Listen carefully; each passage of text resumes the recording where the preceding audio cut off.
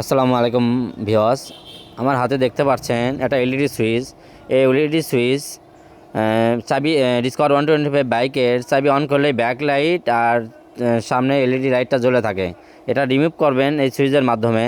এই যে জ্যাকটা আমি খুলে নিচ্ছি, দেখেন এই জ্যাকের ভেতরে কফি কালার তারটা, এই তারটা খুলে নেবেন, কাটাকাটি করার দরকার নেই, খুলে নেবেন। খুলে নিয়ে চাবির যে দুই তার আছে এই দুইটার এখানে লাগিয়ে দেবেন, তাহলে অফ অন হবে।